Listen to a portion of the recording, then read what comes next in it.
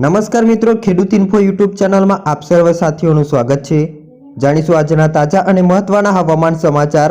ચેનલમાં નવા હોય તો ખાસ કરીને વિડીયોને દિલથી એક લાઇક કરી ખેડૂત ઇન્ફો યુટ્યુબ ચેનલને મિત્રો સબસ્ક્રાઇબ કરી દેજો, જેથી તમને દરરોજના તાજા અને ઉપયોગી હવામાન સમાચાર અમારા યુટ્યુબ ચેનલના માધ્યમથી મળી જાય। ગુજરાતમાં તાપમાનમાં થશે આંશિક ઘટાડો, વાદળછાયું વાતાવરણ પણ જોવા મળશે। तो हवामान निष्णात अंबालाल पटेले અને હવામાન વિભાગે પણ આગાહી કરી છે। ગુજરાતમાં છેલ્લા થોડા દિવસથી મહત્તમ તાપમાનમાં વધારો નોંધાઈ રહ્યો છે। સવારે અને રાત્રે થોડી ઠંડી પણ લાગી રહી છે, બાકી તો આખી બપોરે ગરમીનો પણ અનુભવ થઈ રહ્યો છે।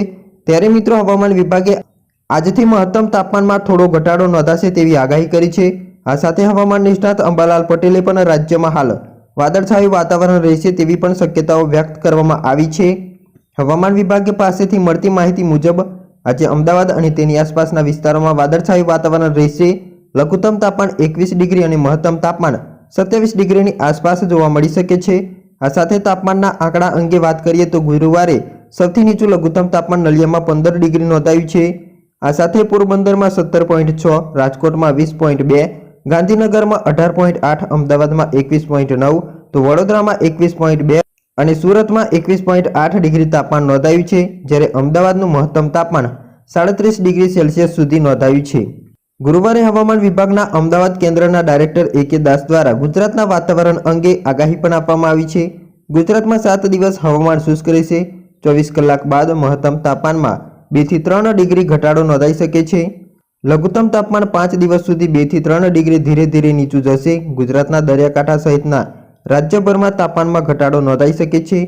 આ સાથે તેમણે જણાવ્યું છે કે નોર્થ વેસ્ટ રાજસ્થાન પર સાયક્લોનિક સિસ્ટમ બની રહી છે અને અન્ય એક ટ્રફ બની રહ્યો છે। આ સાથે તેમણે જણાવ્યું છે કે હવાની દિશાને કારણે તાપમાનમાં ઉત્તરોત્તર વધારો નોંધાઈ શકે છે।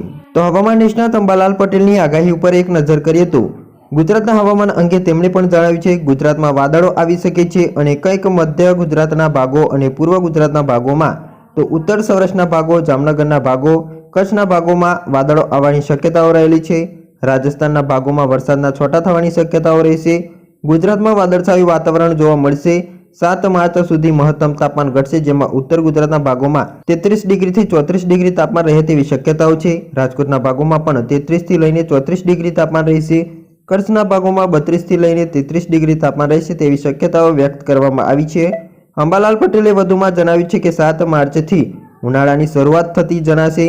23 માર્ચથી મહત્તમ તાપમાન વધતા કાળઝાળ ગરમીનો અનુભવ થશે। આ વખતનો ઉનાળો પણ આકરો જ રહેવાનો છે। માર્ચ મહિનાના એન્ડમાં બંગાળના ઉપસાગરમાં લો પ્રેશર બનવાની શક્યતાઓ રહેશે। 7 માર્ચથી મહત્તમ તાપમાન વધશે। ગુજરાતના મહત્તમ ભાગોમાં 37 ડિગ્રીથી લઈને 41 ડિગ્રી સુધી તાપમાન પહોંચવાની શક્યતાઓ વ્યક્ત કરવામાં આવી છે અને એક પછી એક આવતા વેસ્ટર્ન ડિસ્ટર્બન્સના કારણે વાદળછાયું વાતાવરણ રહેશે તેવી પણ શક્યતાઓ છે। વિષમ હવામાનની વિપરીત અસરના કારણે ઊભા કૃષિ પાકોમાં રોગ આવવાની પણ શક્યતાઓ રહેશે તેવું હવામાન નિષ્ણાત અંબાલાલ પટેલે જણાવ્યું છે।